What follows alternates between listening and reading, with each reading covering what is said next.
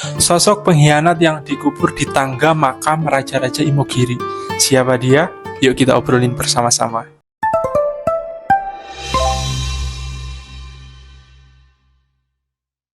Tumenggung Endranata adalah punggawa Mataram. Dia adalah putra dari Tumenggung Wiraguna, teman-teman. Konon, ia pernah menjabat sebagai patih di kerajaan Mataram Islam di bawah pimpinan Sultan Agung Hanyokrokusumo. Nama aslinya adalah Ngabehi Mertajaya, teman-teman.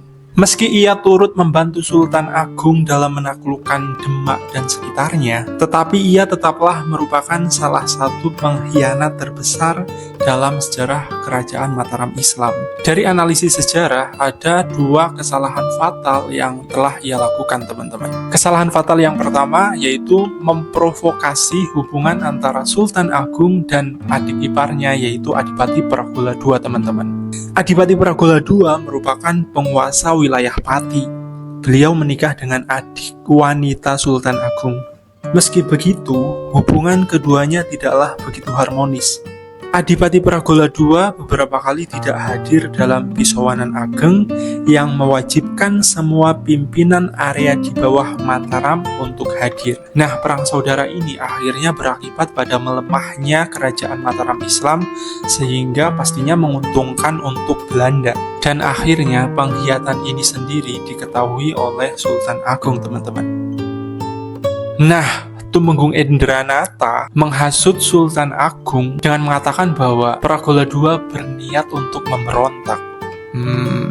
Nah, Sultan Agung yang termakan dengan hasutan Tumenggung Endranata langsung menyerang wilayah Pati, teman-teman. Dan dalam penyerangan yang terjadi pada tahun 1627 itu, Adipati Pragola II terbunuh, teman-teman. Kemudian kesalahan kedua yang dilakukan oleh Tumenggung Endranata yaitu membocorkan rencana penyerangan Sultan Agung ke Batavia.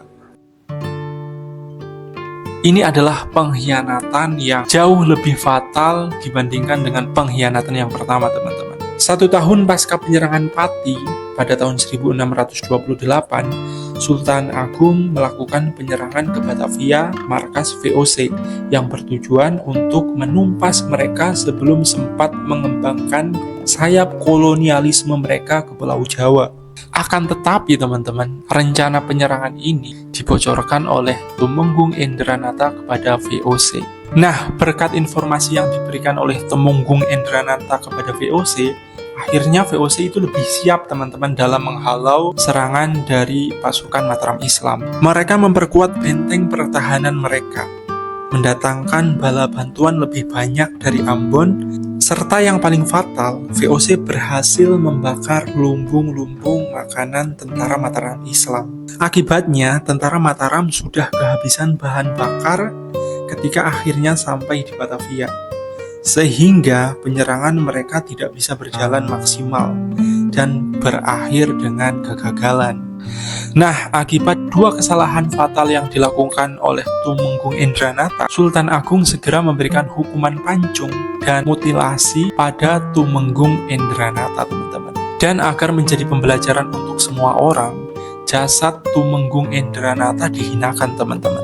Bagian kepalanya dipancung di alun-alun Jayakarta, sedangkan bagian badannya dikubur di bawah tangga Pajimatan Imogiri, di bagian anak tangga yang permukaannya tidak rata, teman-teman. Sedangkan kakinya dikubur di tengah kolam. Sementara di versi lain, kakinya dibuang ke laut. Barangkali dari teman-teman ada versi lain terkait tentang cerita atau kisah ini, teman-teman bisa ngelengkapin di kolom komentar ya. Semoga bermanfaat. Terima kasih.